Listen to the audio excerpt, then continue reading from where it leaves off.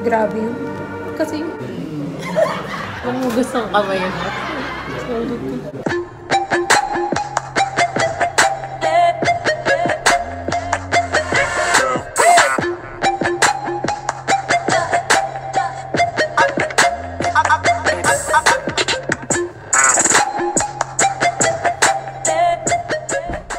Hello, Yukies! Hi, X!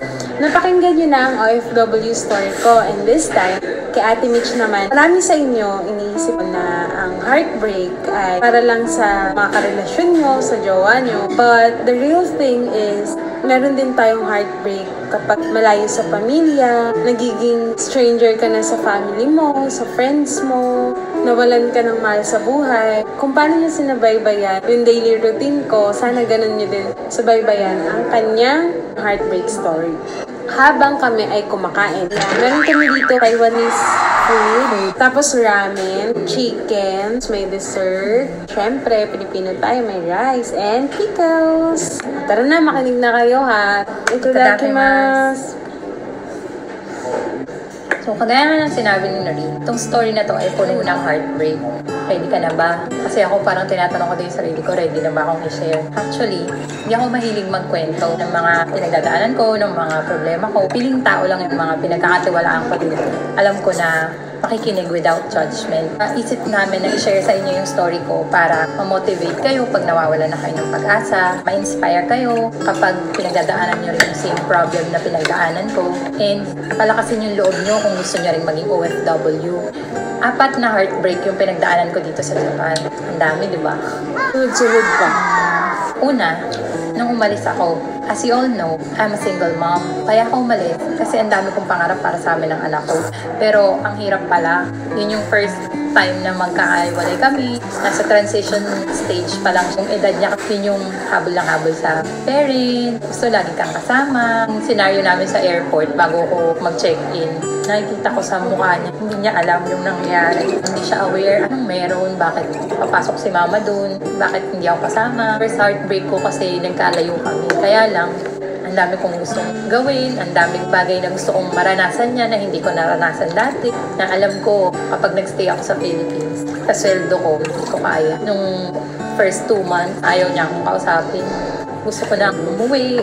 Tinatanong ko yung sarili ko, tama ba itong desisyon ko? Bakit ayaw kong kausapin ng anak ko?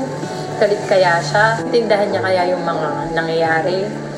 Aware kaya siya na kaya ako umalis kasi para sa kanya? Siguro naman, pinapaliwanag ni mama.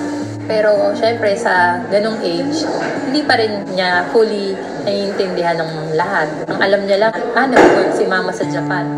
Pero yung mas malalim na dahilan kung bakit ganon, hindi niya pa yun maunawaan. May mga times pa na makikipaglaro ka sa bata kasi sa elementary kami nagtuturo. Pero naisip mo yung anak mo, hindi mo nga makalaro eh. Nagkukwento ka ng mga stories sa mga estudyante mo, napapatawa mo sila. Pero hindi mo yun magawa para sa sarili mong anak. Ang pampatulog namin, nagbabasa kami ng Bible stories, ng mga picture books for kids. Kaya ko lagi yun pag matutulog. Pero dahil wala nga ako, si mama na lang ang kayakap niya. 2019, birthday niya, hindi niya ako kasama. Yung mga moments na dapat magkasama kayo, pero wala ka dun. Pag may sakit siya, lagi niyang sinasabi, gusto ko si mama. Tinatawagan ako ng mama ko, tapos sinasabi niya na hinahanap ka ng anak mo kasi sakit siya. Pag may sakit yun, sobrang lambi. Tapos gusto niya, kayakap ka lang niya. Lagi ka niyang nakikita. Yung mga time na yun, wala ako. Bilang nanay, ang sakit nun. Kasi dapat ikaw yung nasa tabi niya, nag-aalaga sa kanya, tuturo sa kanya, nag-guide. Nagagawa mo yun para sa ibang bata, pero hindi mo magawa para sa kanya. Heartbreaking siya sobra. Lagi ko lang sinasabi kay Lord, palakasin niya yung loob ko kasi may reason kung bakit ako nandito, para sa future namin. Gusto kong mabigyan siya ng magandang future, maranasan niya yung mga bagay na hindi mo na naranasan, kasi hindi mo kami mayaman. Ang realization ko is, pag nanay ka, kailangan malakas loob mo. Dati kasi wala akong pakialam eh. Pero nung nagkaanak ako, at nang nasa isip ko siya, pag ginawa ko ba tong bagay na to, anong magiging effect kay Gea? Once maging parent ka pala, lahat ng bagay kaya mong i-endure, lahat isa-sacrifice mo para lang ma-ensure mo na magiging okay yung anak mo. ko sabi kay Gea, konting place lang na kung pala rin man, kukunin ko na lang siya dito. Kasi mas maganda yung opportunity na mabibigay ko sa kanya pag dito na kami parehas. Oh, napaiyak ko ba kayo? Kaya niya ka ha? In fairness, ang tatak pa. Sarap nga.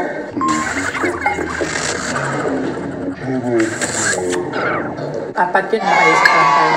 Second heartbreak ko naman, nangyari siya nung magtatatlong buwan kami dito. Bago ako umalis, I'm in a relationship. Tapos yung tao na yun, siya yung nag-push sa akin na umalis. Abutin yung mga pangarap ko na mag-try, huwag sayang magandang opportunity na dumating. So ito, nandito na nga ako. Ang dami na namin pangarap, dami na namin plano. Yung mga pamilya namin sobrang close na. Yung pamilya niya, love ako, love si Gea. Yung pamilya ko, ganun din naman sa kanya. Pero wala pala talaga sa tagal yun. Wala sa dami ng pinagdaanan. Kasi pag nagkalayo pala talaga, maraming bagay yung nagbabago. So, na-discover ko na nag-cheat siya with a girl na na-meet niya sa Omegle. Siguro, malungkot siya. Kailangan niya ng kausap. Or gusto niya yung tao nandun lagi sa tabi niya. Kaya naganap siya ng gano'n. Ang hirap niyang tanggapin kasi hindi ko inasahan na gagawin niya yung sa akin. Kaya nung nangyari, parang siyang lightning. Nung nag-strike siya sa'yo, hindi ka prepared, hindi mo alam gagawin mo. Parang litong-lito ka, ang dami mong gano'n. Ang dami na natin pinagdaanan. Siguro, hindi lang talaga lahat kaya yung LDR. Hindi lahat kasing strong nila. Meron talagang hindi tatagal, hindi makakayanan. Ang sakit nun kasi, akala mo, dun ka na mag-i-end up sa tao na yun. Sobrang close nila ni Gea. Sobrang love siya ng anak mo. Tapos biglang nawala. Ngayon, hindi ko pa kayang ipaliwanag kay Gea. Kung maintindihan na once na bumalik na ako, tapos sama na kami ulit, pag hinanap siya ni Gea, bakit hindi na tayo magkakasama tatlo? Hindi ko alam kung anong papaliwanag. Grabe yun.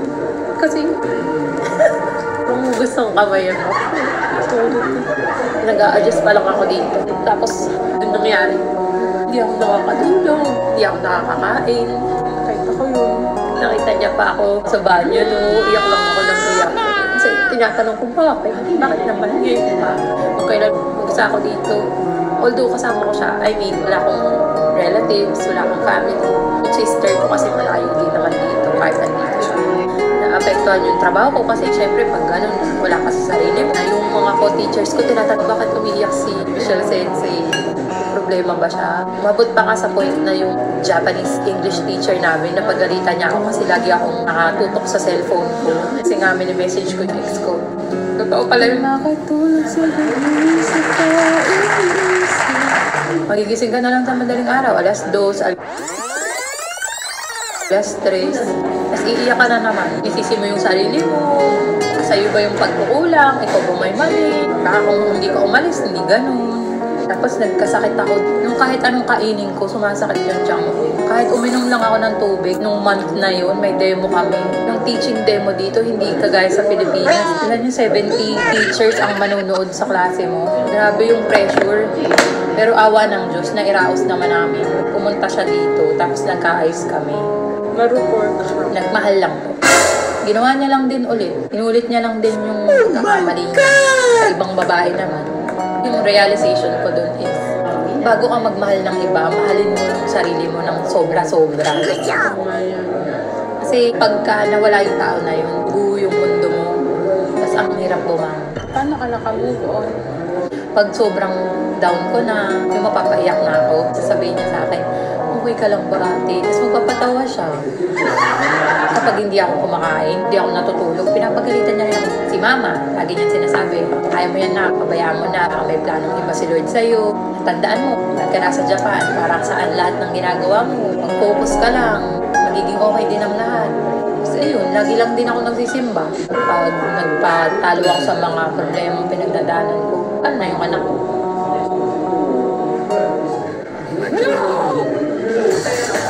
May narinig kayo? Wala, di ba? Yun yung mga pinanghawakan ko, kaya ako nakamove on. May natututunan ba kayo, Ate Mitch? Kasi ako, Halos di ako makakain sa pakikinig talaga sa kanya. Hindi ako makasubo. Ang hirap kasi talaga, lalo na yung ako yung kasama niya. Kasi makikita mo yung kaibigan mo na gano'n, sobrang nasasaktan, gumuho ang mundo. Minsan gusto ko turuan siya kung paano maging masama na lang kasi sa maging mabuti. Sobrang haba talaga ng pasensya niya. Kasing haba ng traffic sa EDSA. Tapos yung pasensya ko, sing-ikli lang ng bangs ni Dora. Kami ko sinasabi sa kanya, te, sarili mo naman isipin mo. Dapat matuto kang mabuhay na wala yung tao. Kahit wala siya, buo ka pa rin. Hindi dapat nakadepende ang buhay mo sa ibang tao. Alin niya sarili niya, maganda siya, hindi porket niloko ka, pangit ka. Bakit ako? Hindi naman ako niloko, pero sabi nila, pangit daw ako. Ano sabi? Ewan ko. Mga kapatid ko, sabi pangit daw ako. Hindi totoo yan. Yung mga kapatid ni Noreen, hindi siya pangit. Yeah. Kita niyo yan? Third, nandiyan ka pa ba? Sana nandiyan ka pa. Ang dami nangyari sa buhay ko sa club. Noong 2019, namatay yung tito ko. Sobrang bait nun kay Gea, sa akin. Mas nakikipaglaro kay Gea. Pero hindi ako nakauwi. Ang hirap eh. No? Meron talagang gustong-gusto mong umuwi pero hindi pa pwede.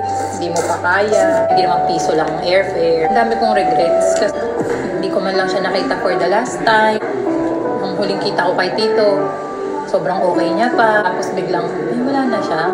Hindi man lang ako nakapagpaalam sa kanya. Hindi ko man lang siya napasalamatan sa pagiging mabait niya sa amin, kay Gea. Bilang pamangkin, sayang wala ko dun. Kahit pa paano makabawas dun sa sakit na nararamdaman nila tita, ng mga pinsan. Ang hirap kasi tuloy pa rin yung buhay mo dito sa Japan. Pasok ka pa rin sa work kahit na ganun yung pinagdadaanan mo. Hindi ka naman pwedeng umabsent. Tuloy pa rin yung trabaho. Nagluluksa ka. Pero kailangan marap sa mga bata na nakangiti. Kakanta ka. Pero deep inside, broken na broken ka. Hindi nangyayari din sa kanya yun. Sobrang hirap noon. Yun yung pinaka-tinding pagsubok talaga sa akin. Namatayan din kami. Close ko talaga siya. Basta napakamapagmahal niya. Pag napanood ng magulang ko, tsaka ng mga kamag-anak ko sa side nila mama, hanggang ngayon hindi pa kami nakaka-move on eh. Isa yun sa struggle namin. Pag may namatay, paano kami? Iiyak ako. Kasi hindi ka makaka-uwi agad. Tapos, parang iniisip mo, sana pala, hindi ka muna umalis. Tapos, hindi na ako makakain. Ito na lang may baboy. Oo, sobrang hirap pag napatayon ka. Kasi, iniwanan mo siya ng buhay. Nangako siya na hihintayin niya ako bumalik. Tapos yung time na namatay pa siya, parang hindi ko alam kung makakauwi ba ako. Diretso na lang pa ako sa cemeteryo.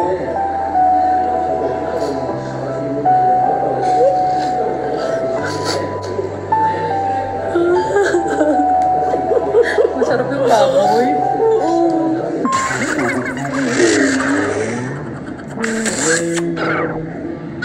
Ayoko umiyak. Kasi sa'yo itong silent eh. Okay. Lahat tayo may pinagdadaanan sa buhay. Pero yun, alam ko kung may nanonood na ibang OFW na namatayan din sila habang nasa abroad. Grabe, sobrang hirap nun. Tsaka first time namin may namatay sa family. Oo, namamatay yung mga alaga naming aso lagi. Iba rin yung tito. Na parang tatay ng buong pamilya. Yung tito mo na, lolo mo pa. Ayoko na umiyak. Kausapin niyo na ako sa ibang bagay. Huwag lang tungkol kay tito. Ikaw naman.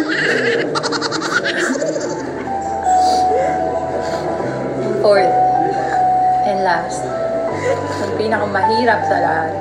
Naintindihan kita kasi ito yung 2019 talagang sinubok ng sobra-sobra yung hindi lang ako, yung buong family namin. Kasi kagaya nga ng sabi ko, namatay si Tito nung early 2019.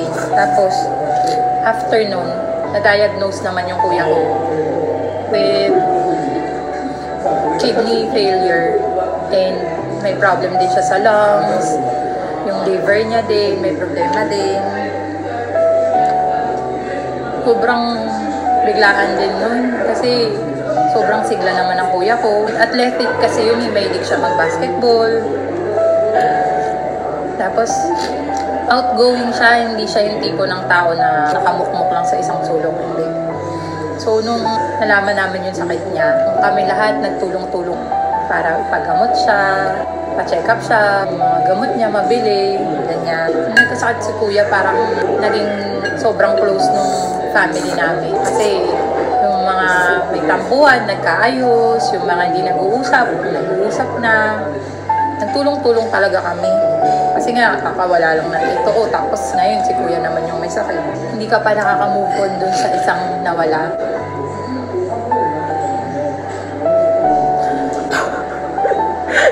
Iyakan segment talaga to.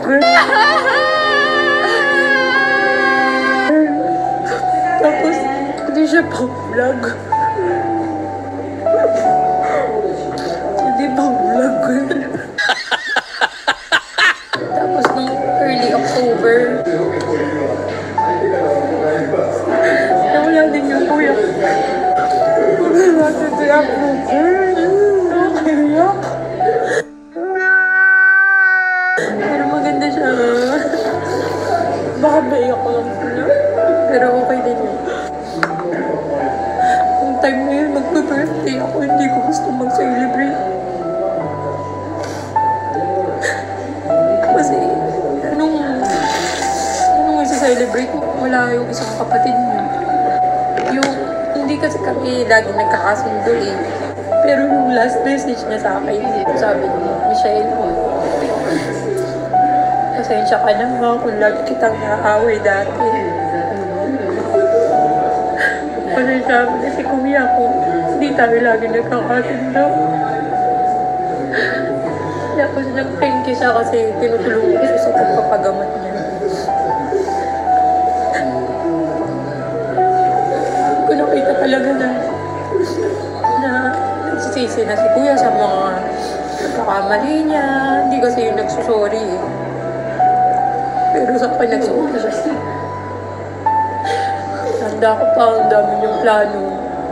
Sabi niya, Michelle, pag bumili ka ng bahay, yung may playground para makapaglaro ka pligay niya.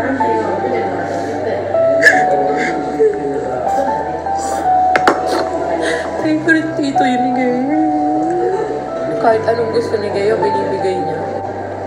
Kaya sabi ko sa kanya, nung nakauwi ako, sabi ko sa kanya, Kuya, hindi ko pa nga natutupad yung pangako ko sa iyo. Bakit naman iniwan mo na kami?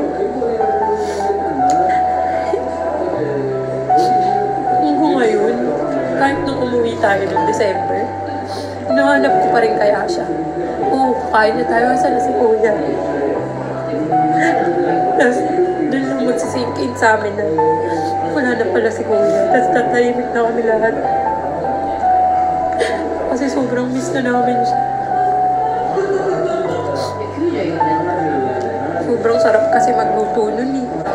Kaya sa unang hahanapin mo pag may celebrate kayo. Lagi din yung naninermon eh. Siyempre, panganay sa lalaki. Yung mga ganun pala, pag nawala, hanapin mo. Ano lang, pag nasanay kang lagi siyang nandun. Lagi ako sinisermonan nun eh. Yung mga decisions ko sa buhay, sa mga choices ko. Ngayon ko yun namimiss. Yung wala na nangangaral sa akin. Totoo yun yung kapag wala na yung tao, tsaka mo ma-appreciate. Kaya habang kasama mo siya, sabihin mo na lahat ng gusto mong sabihin. Mahal mo siya, na na-appreciate mo siya, na mahalaga siya sa'yo, na ayaw mo siya mawala. Kasi pag nawala na siya, hindi na niya maririnig lahat yun kahit gano'n mo pakalakas isigaw. Isa pa sa mga nagpapaiyak sa akin, nagdudurog ng puso, hinahanap ko ni Gaya yung kuya ko. Mama, saan si Daddy Ogie?